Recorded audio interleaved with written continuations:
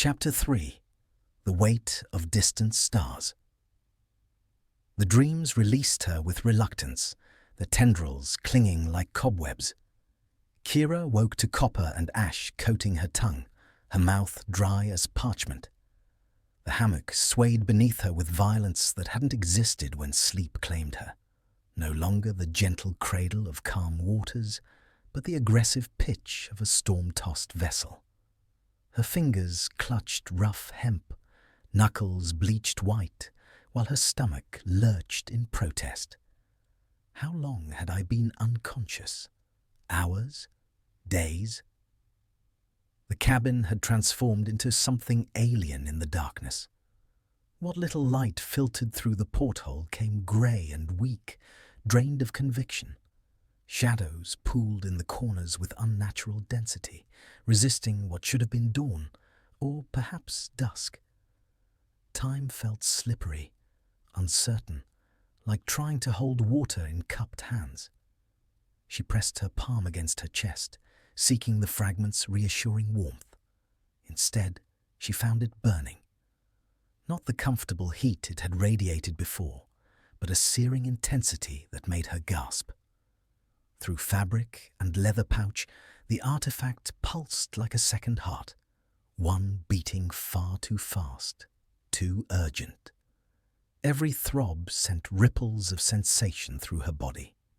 Phantom tastes of smoke and iron, echoes of voices crying out in languages that predated the 12 founders, the sensation of standing at a cliff's edge while ground crumbled beneath her feet.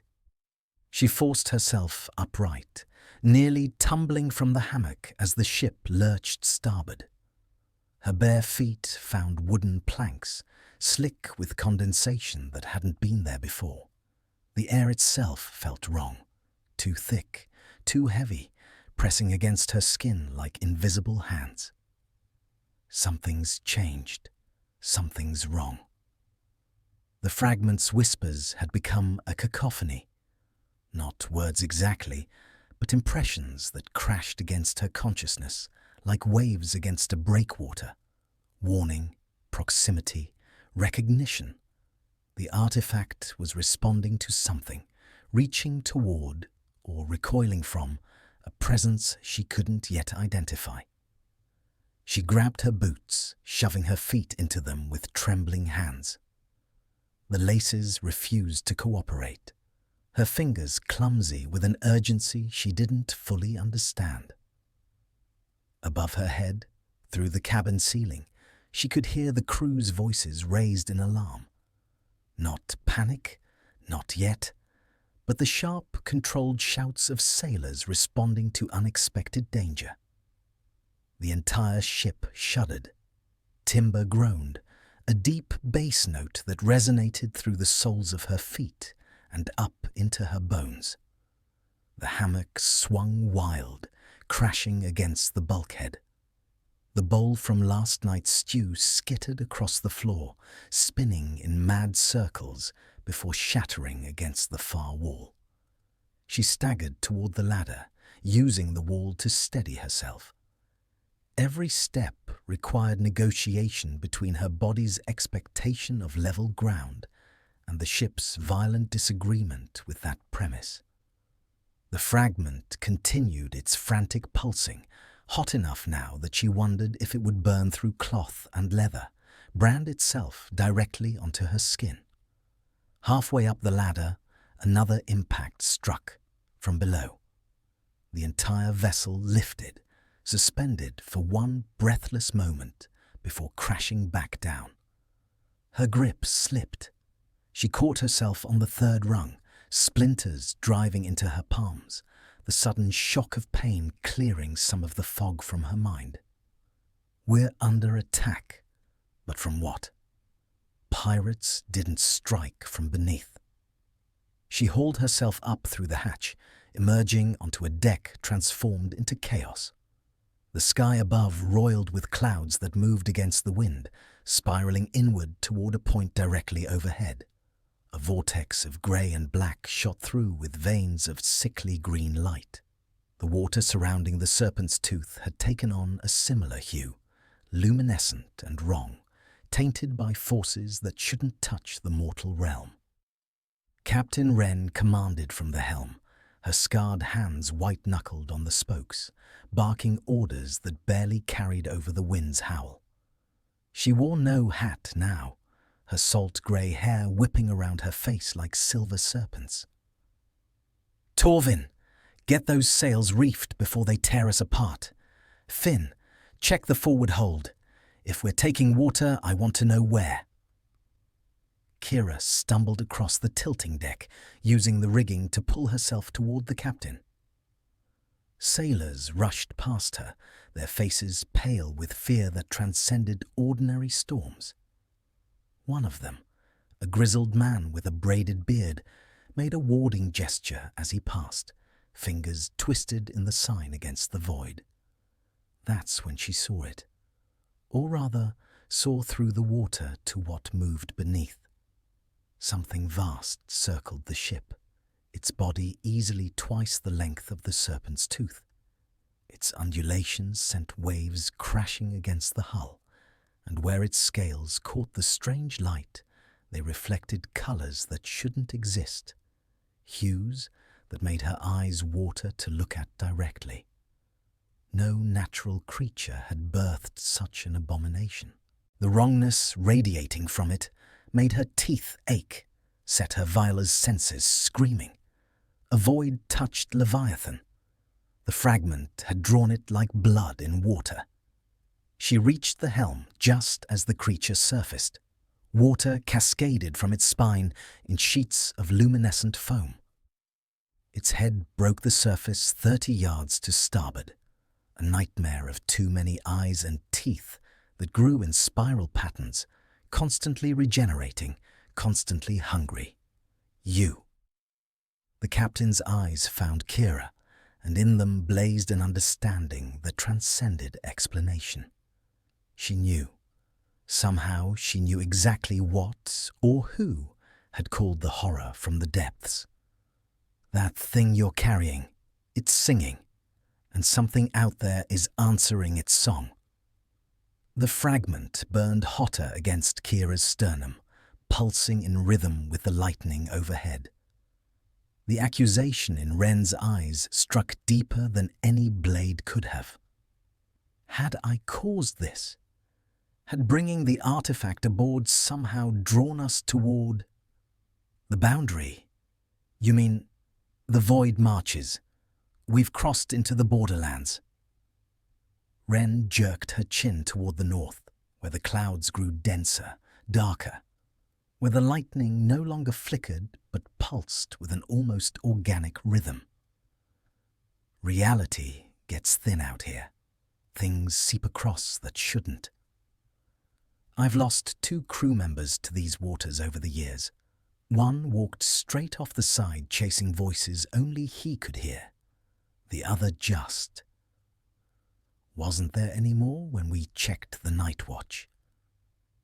Kira's hand moved instinctively to her chest, pressing against the fragment through layers of fabric. The heat had intensified to the point of pain, but when she tried to pull away, her palm stuck fast, not physically, but through an invisible cord connecting her flesh to the artifact, binding them together. And then she felt it, a presence, vast and patient, watching from somewhere beyond the visible world. Not hostile exactly, but alien, utterly divorced from human understanding or mortal concern. The fragment wasn't responding to the void marches themselves, she realized. It was responding to something within them, something that recognized what she carried. The initial surge of anger at Rhen's accusation began to ebb, replaced by something colder and more practical. Fear, yes, but also a growing understanding of how small her concerns were compared to the forces now converging around them. The captain's fury made sense now, not directed at Kira personally, but at the cosmic unfairness of being caught between powers that cared nothing for mortal lives. They were both victims of circumstance, swept up in currents neither could control. How long until we're clear? Wren's laugh carried no humour, just bitter recognition of poor odds. If the winds hold and nothing decides we look interesting. 6 hours, maybe 8, if whatever pushed this boundary south decides to push harder. She shrugged, the gesture eloquent in its resignation. Then we'll find out what happens when a ship gets caught between realms. Spoiler, the stories never end well. Finn appeared at Kira's elbow, his young face pale beneath wind-burned cheeks. He carried a coil of enchanted rope, the kind that glowed faintly with preservation runes, meant for securing crew during storms. Captain wants everyone tethered, no exceptions. Last time we skirted the marches, Davos swore he saw his dead sister standing on the waves, nearly jumped overboard before we could stop him. His hands shook slightly as he looped the rope around Kira's waist, securing it to a cleat bolted into the deck. The void doesn't just kill you out here. It gets inside your head first, makes you want things that'll destroy you. Kira watched his fingers work the knots, remembering what he'd told her the previous evening, how he'd lost everything to the chaos following the sundering. How many times had he sailed these waters, feeling the void's hungry attention pressing against the fragile barrier between worlds? The incursion that took you home, did it feel like this? His hands stilled. For a moment, his eyes went distant, focused on something only memory could show him. Worse, when the void breaks all the way across, it doesn't just watch, it reaches, it takes, and what it takes. He secured the final knot with more force than necessary. What it takes doesn't come back the same, if it comes back at all.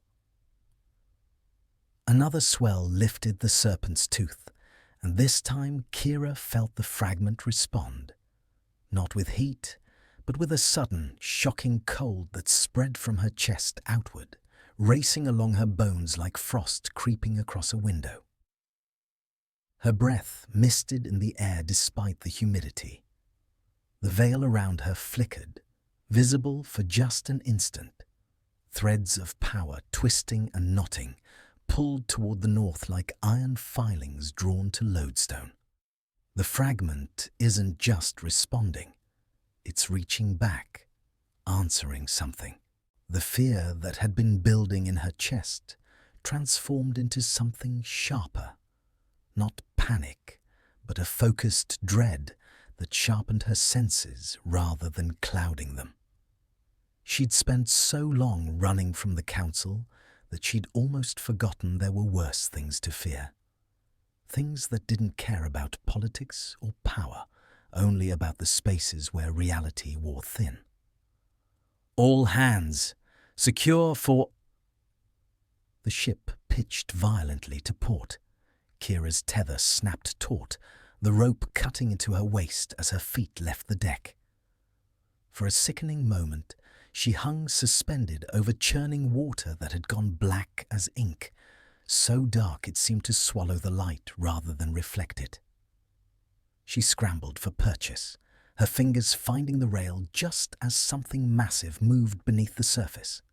A shadow too large and too deliberate to be natural, gliding through the depths with terrible purpose. Void touched. Something's underneath us. The fragment against Kira's chest blazed with sudden, searing intensity, and deep in the lightless water below, something blazed back. The cargo space smelled of brine and old timber, of rope that had absorbed decades of salt spray and cargo long since delivered. Kira descended the narrow ladder, every rung slippery beneath her palms, following the pull of the fragment like a lodestone drawing iron. Below deck, the ship's violent motion felt amplified, every creak and groan magnified in the confined space. Her boots hit the lower deck with a hollow thud. She steadied herself on a support beam as the vessel rolled, peering into the dimness. Lanterns swung from ceiling hooks, casting swooping shadows across stacked barrels and crates. "You shouldn't be down here." The young sailor emerged from behind a stack of canvas-wrapped bundles, his usually open face tight with something between fear and determination. He'd changed since their conversation, no longer the earnest youth sharing his history, but someone guarding a secret. His hand rested on a long wooden crate, fingers spread protectively. Kira took a step forward, and the fragment flared so hot she had to bite back a cry. Her hand pressed instinctively over it, and she felt the pulse synchronize with something else, something in that crate Finn was shielding. No, it can't be. "What's in the box, Finn?" His jaw worked silently for a moment. Sweat beaded his forehead despite the space's chill. When he spoke, his voice carried the weight of someone who'd been carrying a burden too heavy for too long. "Captain's orders were clear. No one comes down here, especially not passengers. The artifact I carry, it's resonating with whatever you're hiding. I can feel it, Finn, vibrating like a tuning fork struck too hard." The ship groaned around them, timbers creaking in a voice that sounded almost plaintive. Water sloshed somewhere in the bilge. Overhead, boots thundered across the deck, the crew racing to secure rigging, adjust sails, respond to whatever conditions had turned the morning violent. Finn's hand fell away from the crate. His shoulders sagged, and in that moment, he looked far older than his years. Someone who'd seen too much, carried too many secrets for captains who traded in more than spices and grain. Captain Rhen doesn't just run cargo for merchants who can pay. Sometimes she transports other things, things people want moved without questions, without records. Kira moved closer, her Veiler's senses fully open now. The fragment's heat had become almost comforting, recognition rather than warning.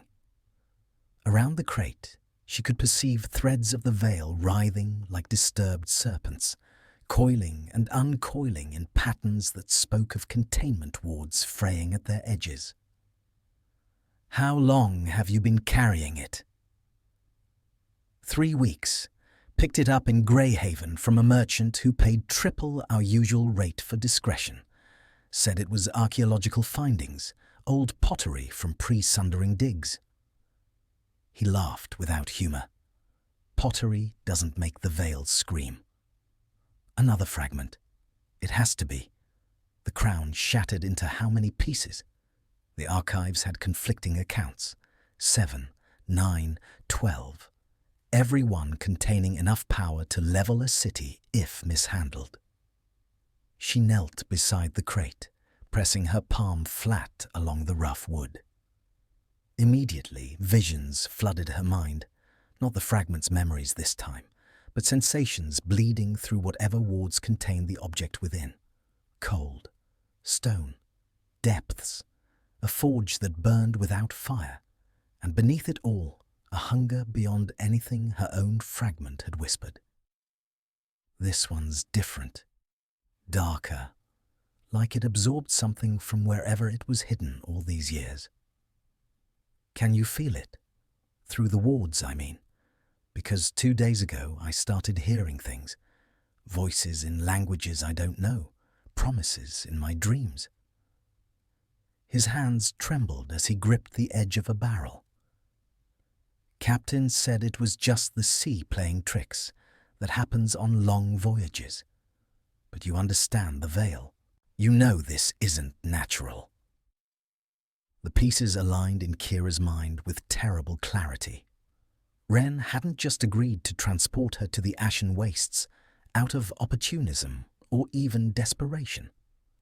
The captain was already heading in that direction, already carrying cargo she needed to deliver. cargo that happened to be another fragment of the crown she sought. Who's the buyer? Who paid Rhen to transport this to the wastes? Finn's face went pale, visible even in the uncertain light. His mouth opened, closed, opened again. When he finally spoke, the name emerged as barely more than a whisper. Someone who calls themselves the Forge Keeper. They sent a sealed letter with the merchant, said they'd meet us at the old ruins on the waste's southern edge. Captain wouldn't tell me what else was in that letter, but after she read it, she locked herself in her cabin for 6 hours. He swallowed hard. When she came out, she looked like someone who'd seen their own death and decided to walk toward it anyway. The Forge Keeper. Not a merchant, not a scholar, not one of the Council's official fragment hunters. Someone operating in the spaces between legitimacy and rebellion. Someone who understood enough about the crown to know where its pieces had fallen. Someone dangerous. The ship pitched so hard, Kira sprawled forward, catching herself against the crate. For one heart-stopping moment, her bare palm touched wood where the wards had worn thinnest. Light exploded behind her eyes. Not vision this time, but raw sensation. The fragment beneath her shirt and the one in the crate recognized one another, called across the distance between them, began to resonate with a frequency deep in her bones. She jerked her hand back, gasping, but the damage was done.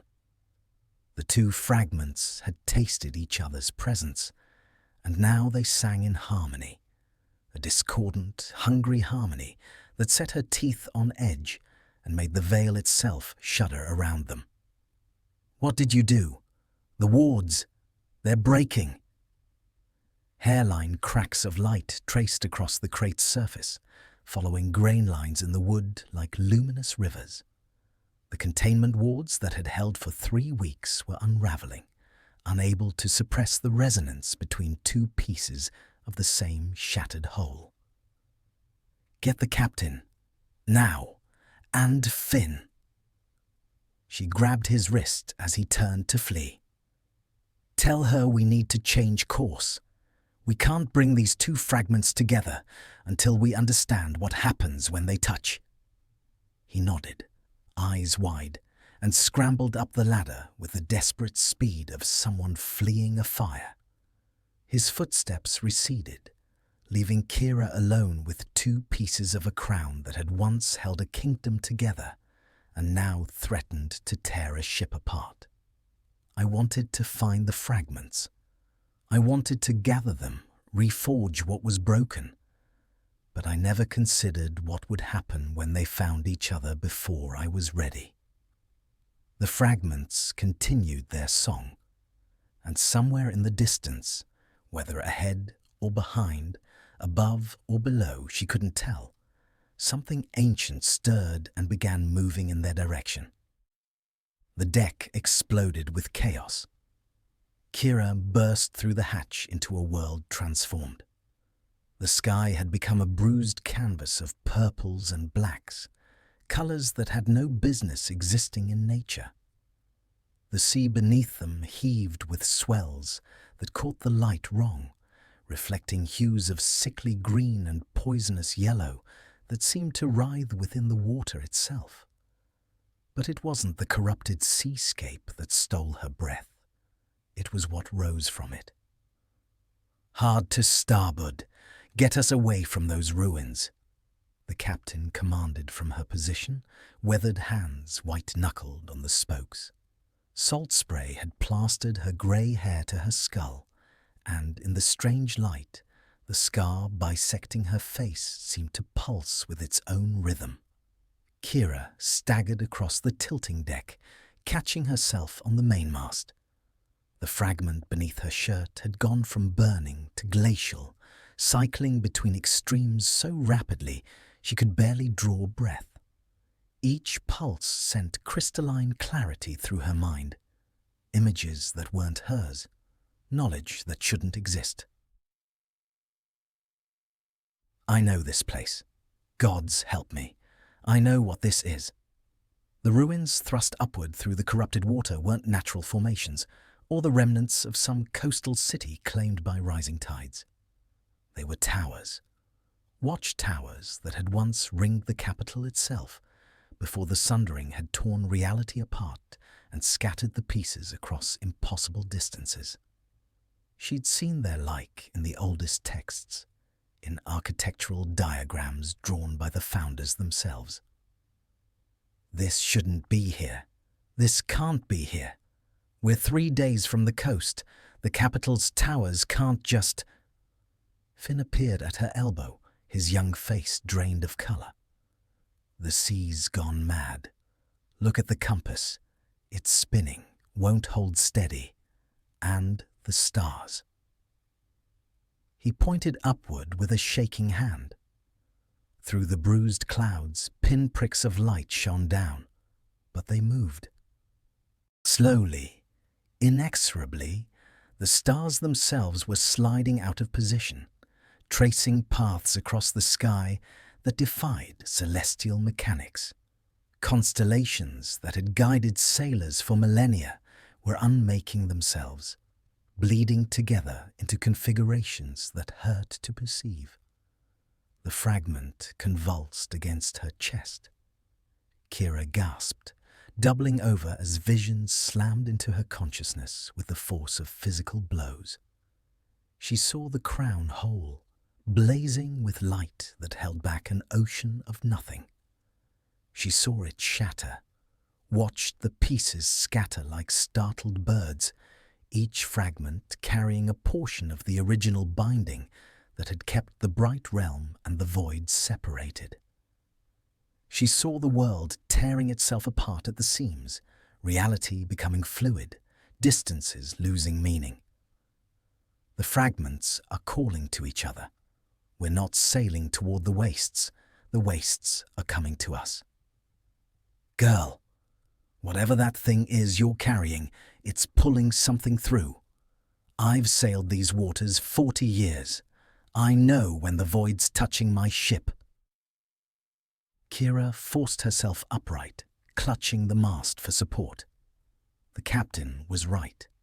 The fragment wasn't just responding to proximity. It was actively reaching out, its power warping the space between, drawing the scattered geography of the broken realm toward itself, like iron filings to a lodestone. I can stop it! I have to stop it before... Torvin's shout cut through her words. The burly sailor pointed toward the ruins, his voice cracking with disbelief. Captain, there's something moving in the towers, something big! It emerged from the largest tower's broken crown like smoke given terrible form. The creature defied easy description, part serpent, part shadow, its body composed of living darkness that rippled with constellations of its own. Where it touched the ancient stone, the ruins crumbled further, consumed by accelerating entropy. Void touched, not just corrupted, but transformed. Whatever this was, it had once been something else, something that had gotten too close to the spaces between worlds when the crown shattered. She reached for the veil, knowing she was already too exhausted from the previous day's escape. The invisible threads resisted her grasp, slippery and wild, contaminated by whatever force was warping the space around them. All hands! Prepare to come about! Torvin, get the... The creature moved. Not swimming exactly. Reality seemed to fold around it, distances collapsing as it crossed the space between tower and ship in a heartbeat that should have taken minutes. Its head rose above the starboard rail, eyes burning with light that was the opposite of illumination, revealing truths that should remain hidden. Kira felt those eyes find her, find the fragment, and in that moment of connection, she understood. This wasn't random. This wasn't coincidence. Someone had been waiting for the fragment to move, had set watchers at the threshold spaces where reality wore thin. The Council's pursuit had been only the beginning. "Get down!" She threw herself toward the captain as the creature's maw opened, revealing not teeth, but an absence, a hole in the world that led nowhere and everywhere simultaneously. The fragment blazed against her heart, burning through cloth and leather, searing her skin. Power erupted from it in a wave of silver-white radiance that painted the corrupted sky with momentary clarity. For an instant, just one perfect, terrible instant, Kira felt the full weight of what the crown had been, what it could be again. This is only the first. There are others, watching, waiting, drawn by the call. The light and the darkness collided. The creature recoiled, its form writhing and twisting as the fragment's power pushed against it. Not destroying. The fragment lacked the strength for that, but repelling, forcing the void-touched thing back toward the ruins from which it had emerged. When the brilliance faded, Kira found herself on her knees, the deck cold beneath her palms. The creature had retreated into the towers, its presence still palpable, but no longer immediate. Around them, the ruins continued their impossible existence. Towers that shouldn't be standing in the middle of the ocean, maintaining their vigil over waters that had forgotten the meaning of natural law. Captain Wren's voice cut through the ringing in her ears, sharp and commanding, despite the exhaustion that weighted every syllable. "Get us moving. Whatever heading takes us away from this cursed place, I want it now." But as the crew scrambled to obey, as the Serpent's tooth began its laborious turn away from the impossible towers, Kira felt the fragment pulse one final time, not in warning, but in recognition. Whatever had been watching from the ruins, whatever had sent the void-touched creature to test them, it had gotten what it wanted. It knows where we're going. It knows what we carry. And it's already waiting for us at the end of this journey. The fragments sang their discordant harmony, and somewhere ahead in the ashen wastes, something ancient and patient smiled. The cabin smelled of old charts and lamp oil, a cramped space made smaller by decades of accumulated navigation tools and weather-stained maps. Kira sat across from Captain Rhen, at a table scarred with compass marks and the rings of countless mugs. Between them lay an open ledger, its pages filled with careful script, documenting cargo, dates, and payments. The captain poured 2 measures of amber liquid into tin cups, sliding one across to Kira without ceremony. Her scarred hands moved with the economy of someone who'd performed this ritual 1,000 times, offering drink to passengers who'd just seen things that shouldn't exist. "Drink. You look like you need it." Kira's hands shook as she lifted the cup, the liquor burning a path down her throat that felt cleansing after the cold touch of the fragment's power. The warmth spread through her chest, pushing back the lingering chill that had settled into her bones. "How long have you known? About the fragments, about what I'm carrying?" Wren leaned back in her chair, the wood creaking beneath her weight. Her grey eyes studied Kira with an intensity that suggested she was recalculating odds, reassessing risks she'd thought she understood. "Suspected from the moment you came aboard. Nobody runs from Greyhaven with that kind of desperation unless they're carrying something worth killing for. The way you kept touching your chest, like you were checking to make sure your heart was still beating, that told me it was something small, something you could hide close." She took a long drink from her own cup. Wasn't until we hit the boundary that I knew for certain. The void marches don't shift on their own. They respond to power, to things that blur the line between realms. Your fragment called to them like a beacon. How many others had I endangered with my flight? The crew of this ship? Innocent sailors just trying to make their living on dangerous waters, now caught in the wake of forces they couldn't begin to understand. I didn't know. I swear, I didn't know bringing it aboard would save it. I've been sailing these waters long enough to know that ignorance doesn't matter to the void. It takes what it wants regardless of intention. She flipped open the ledger, tapping a finger against an entry dated 3 weeks prior. The cargo below deck, the one your fragment recognized, I took that job knowing it was dangerous. The Forge Keeper's coin spends well, but more importantly, they promised information. Routes through the wastes that avoid the worst of the reality tiers. Safe harbors where the void hasn't fully broken through. Kira leaned forward, her exhaustion momentarily forgotten. You've dealt with them before? The Forge Keeper? Twice. Once to transport a scholar who'd gone mad studying pre-sundering texts. Second time to deliver a crate of what they claimed were research materials. Her expression darkened. That crate hummed. Not like yours.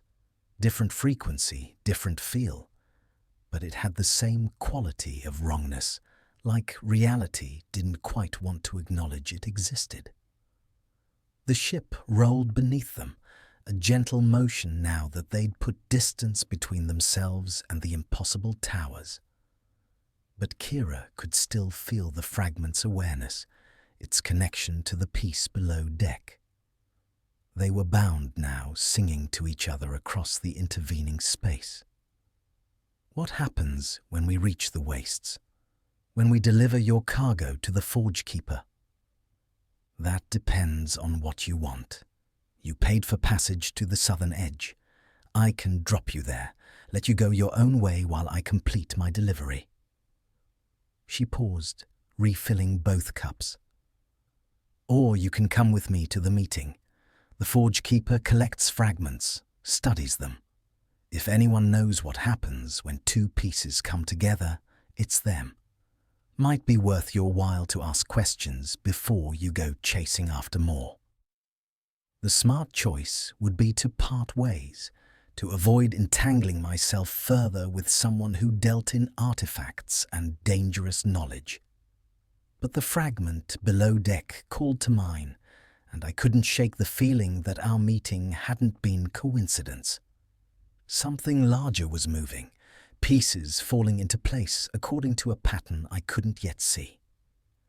And if the Forge Keeper decides they want both fragments, if they try to take mine? Wren's laugh was short and humorless. Then you'll have bigger problems than my opinion on the matter. But from what I've seen, the Forge Keeper doesn't take. They trade. Everything has a price. Everything can be negotiated. She leaned forward, her scarred face serious in the lamplight. Just make sure you know what you're willing to pay before you start bargaining. People who deal with fragments tend to lose pieces of themselves in the process. Not physically, though that happens too, but the parts that make you human. The parts that remember why you started hunting these things in the first place. Kira thought of the visions the fragment had shown her, the memories that weren't hers bleeding into her consciousness. How much of herself had she already traded for the knowledge it provided? How much more would she sacrifice before this journey ended? I'll go with you. To the meeting. I need to understand what I'm carrying, what it means when the pieces find each other. Your choice. But when we get there, You follow my lead. The Forge Keeper respects protocol, and I've spent years building trust. Don't make me regret bringing you." She extended her hand across the table. Kira took it, feeling the calluses earned from decades of rope and sail, the strength in those weathered fingers. Outside the cabin, the sea had calmed to its normal rhythm. But below deck, where two fragments sang their impossible harmony, the veil continued to twist and knot, drawing them inexorably toward whatever waited in the ashen wastes. I came aboard this ship seeking passage. Now I'm bound to it by forces I barely understand, sailing toward a meeting with someone who collects the very things I'm trying to find. The Council hunts me from behind, and ahead waits someone who might be ally or enemy, or something else entirely. She finished her drink and stood, steadying herself against the table as the ship rolled. Tomorrow they would reach the wastes. Tomorrow she would meet the Forge Keeper and learn what price knowledge demanded. Tonight she would try to sleep despite the fragment's whispers and the memory of eyes that burned with void fire, watching from towers that shouldn't exist in the middle of the sea.